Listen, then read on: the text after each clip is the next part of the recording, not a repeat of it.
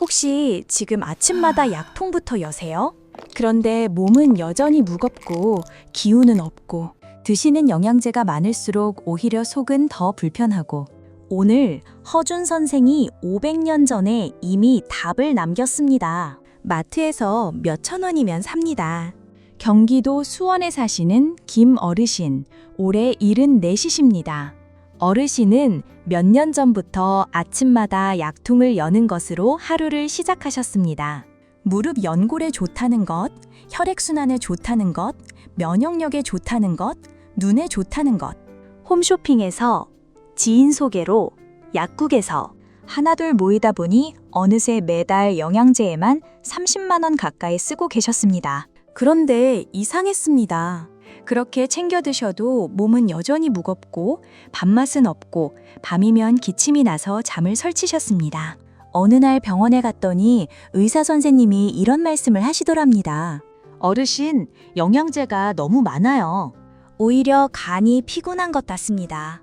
그날 저녁 김 어르신은 약통들을 모두 꺼내 식탁에 늘어놓고 한참을 바라보셨다고 합니다. 그리고 문득 어머니 생각이 나셨다고 했습니다. 당신 어머니는 90이 넘도록 정정하게 사셨는데 영양제 한 알 드신 것을 본 적이 없으셨거든요. 된장찌개에 도라지 무침, 생강차, 마늘밥, 그게 전부였습니다. 여러분, 혹시 지금 이 순간 김 어르신과 비슷한 상황에 계시지는 않으신가요? 아침마다 약통을 열면서 이게 정말 맞는 건지, 이렇게 계속해도 되는 건지, 마음 한편이 무거우셨던 적 없으신가요? 오늘 이 영상은 그런 분들을 위해 준비했습니다. 조선 최고의 명의 허준 선생은 동의보감에서 이런 말씀을 남기셨습니다. 약보 불여 식보.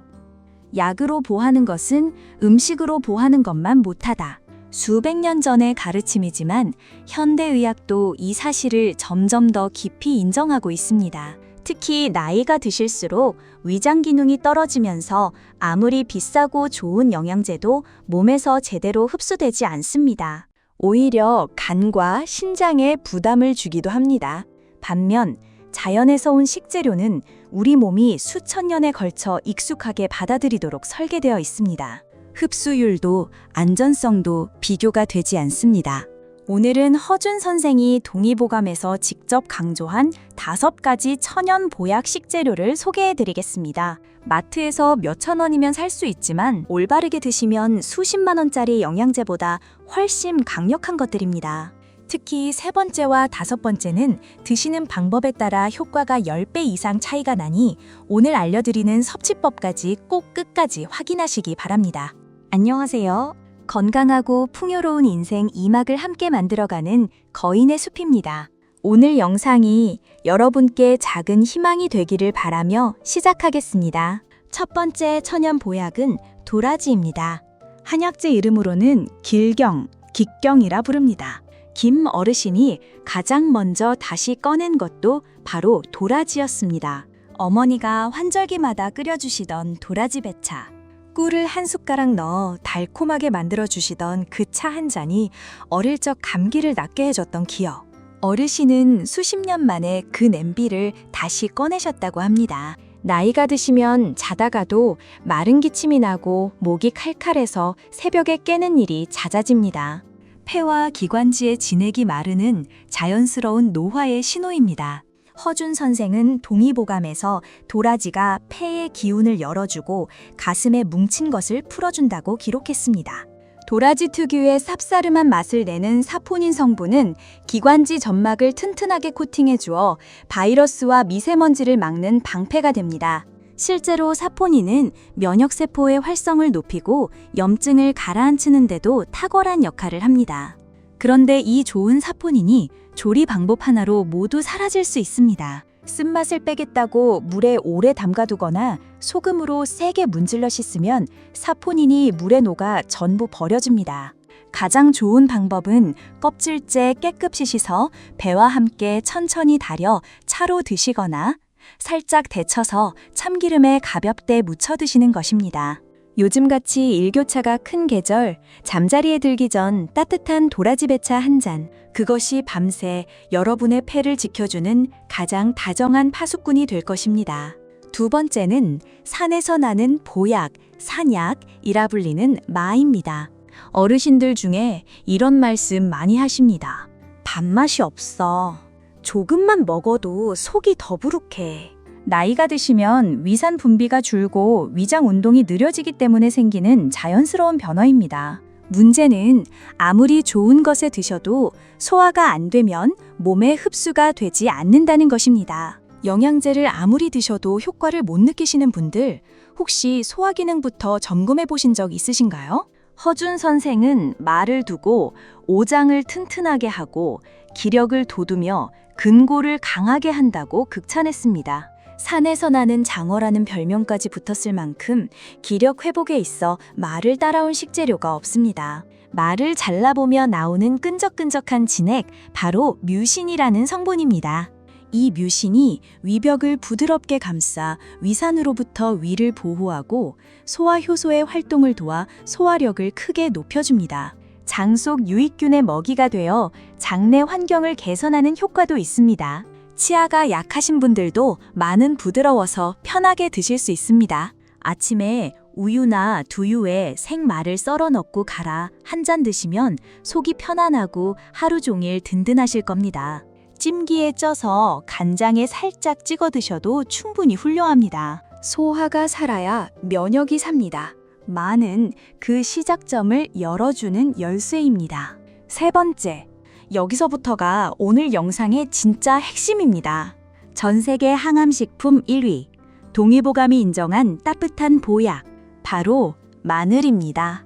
그런데 잠깐, 마늘이 몸에 좋은 건 나도 알아 하시는 분들, 혹시 생마늘을 드시고 속이 쓰려서 고생하신 적 있으신가요? 시니어분들의 위장 점막은 젊은 시절보다 얇아져 있기 때문에 생마늘의 알리신 성분이 오히려 윗벽을 자극하고 헐게 만들 수 있습니다. 몸에 좋다는 걸 알면서도 못 드셨던 분들, 오늘 이 방법을 꼭 기억하세요. 마늘은 반드시 익혀서 드셔야 합니다. 허준 선생도 마늘을 구워 먹거나 삶아 먹으라고 강조했습니다. 마늘을 가열하면 매운맛은 사라지고 단맛이 올라오면서 아조엔과 S알릴시스테인 같은 강력한 항산화 성분이 오히려 생마늘일 때보다 훨씬 더 풍부하게 만들어집니다.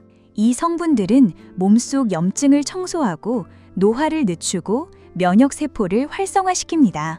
가장 쉽고 맛있는 방법은 마늘밥입니다. 쌀을 안 치실 때 깐 마늘을 한 줌 통째로 넣어주세요. 밥이 되면서 마늘이 포슬포슬하게 익어 밥알에 좋은 성분이 고루 스며들고 먹기에도 부담이 없습니다. 매일 드셔도 위에 자극이 없으면서 면역력은 조용하고 꾸준하게 올라갑니다. 익힌 마늘 한 줌, 비싼 면역 영양제 한 달치보다 더 강할 수 있습니다. 네 번째는 내 몸의 체온을 지켜주는 천연 보일러, 생강입니다. 우리 몸은 체온이 1도만 낮아져도 면역력이 30% 이상 떨어집니다. 반대로 1도만 높아지면 면역력이 5배 가까이 올라간다고 합니다.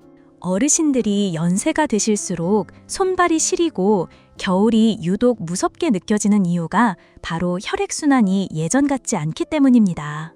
동의보감에서 생강은 차가운 기운을 몰아내고 오장육부를 따뜻하게 덮여준다고 했습니다. 생강의 진저롤과 쇼가올 성분이 혈관을 확장시키고 혈액이 온몸 구석구석까지 빠르게 흐르도록 도와줍니다. 단, 위가 약하신 분들은 빈속에 드시면 속이 쓰릴 수 있습니다. 식후에 연하게 끓인 생강차로 드시거나 국이나 찌개를 끓이실 때 생강가루를 반 숟가락씩 넣어보세요.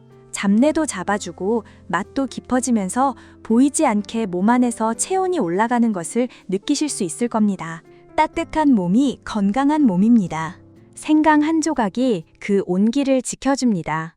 마지막 5번째, 오늘 영상의 하이라이트입니다. 뼈를 살리고 암세포의 성장을 억제하며 면역체계 전체를 깨워주는 식재료, 바로 표고버섯입니다. 시니어분들, 골다공증 때문에 넘어질까봐 늘 조심스러우시죠?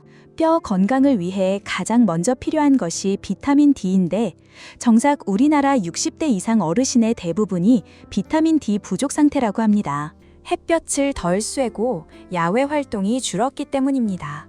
그런데 표고버섯 안에는 에르고스테롤이라는 성분이 있습니다.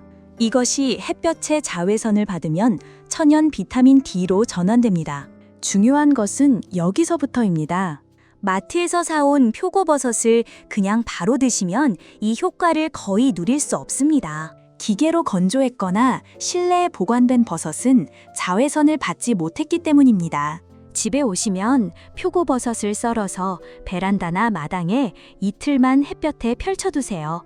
이것만으로 비타민 D 함량이 생버섯의 10배 이상으로 올라갑니다. 이렇게 말린 표고버섯을 물에 불려 된장찌개에 넣으시면 고기보다 쫄깃하고 깊은 맛이 나고 불린 물은 절대 버리지 마시고 육수로 쓰세요. 그 자체가 항암 물질인 베타글루칸이 녹아있는 보약 국물입니다. 햇볕 이틀, 이것 하나만 기억하셔도 됩니다. 마무리. 자, 오늘 허준 선생이 동의보감에서 강조한 밥상 위 천연 보약 5가지를 함께 살펴보았습니다. 폐를 지키는 도라지, 위장을 살리는 마, 익힐수록 약이 되는 마늘, 몸을 데워주는 생강, 그리고 햇볕을 머금어 뼈를 튼튼하게 하는 표고버섯. 경기도 수원의 김 어르신, 지금은 어떻게 지내고 계실까요? 어르신은 약통을 줄이고 도라지차와 마늘밥으로 아침을 시작한 지 3달이 지나 새벽 기침이 많이 줄었고 밥맛도 돌아왔다고 하셨습니다. 달라진 것은 딱 하나입니다. 매일 드시는 밥상을 조금 더 정성껏 차리기 시작하셨다는 것. 생각해보면 우리 어머니, 할머니 세대는 약 없이도 정정하게 오래 사셨습니다. 된장 한 숟가락, 마늘 한 쪽, 생강차 한 잔. 그 밥상이 바로 오랜 세월의 지혜였습니다. 허준 선생이 기록으로 남긴 것도 우리 어머니들이 몸으로 실천하신 것도 결국 같은 이야기입니다. 가장 가까운 곳에 가장 좋은 약이 있다는 것. 오늘 5가지를 한꺼번에 다 실천하려 하지 않으셔도 됩니다. 지금 내 몸에서 가장 불편한 곳이 어디인지 생각해 보시고 딱 한 가지만 먼저 시작해 보세요. 기침이 자주시면 오늘 저녁 도라지차 한 잔, 속이 더부룩하시면 내일 아침 마 한 조각. 그 작은 한 걸음이 쌓이면 반년 후 내 몸이 달라져 있을 것입니다. 여러분의 건강은 여러분이 매일 선택하는 밥상에서 시작됩니다. 그 밥상이 오늘보다 조금 더 풍요롭고 조금 더 지혜로워지기를 진심으로 바랍니다. 오늘 영상이 도움이 되셨다면 주위의 소중한 분들과 함께 나눠주세요. 그리고 오늘 소개된 5가지 중 평소 즐겨 드시는 것이 있으시다면 나만의 조리법과 함께 댓글로 남겨주세요. 여러분의 지혜가 다른 분들에게 큰 힘이 됩니다. 건강을 잃으면 다 잃는다는 말이 나이 들수록 더 깊이 와닿는 요즘입니다. 여러분의 하루하루가 아프지 않고 단단한 거목처럼 든든하기를 바랍니다. 끝까지 함께 해주셔서 깊이 감사드립니다. 지금까지 거인의 숲이었습니다. 건강한 하루 되세요.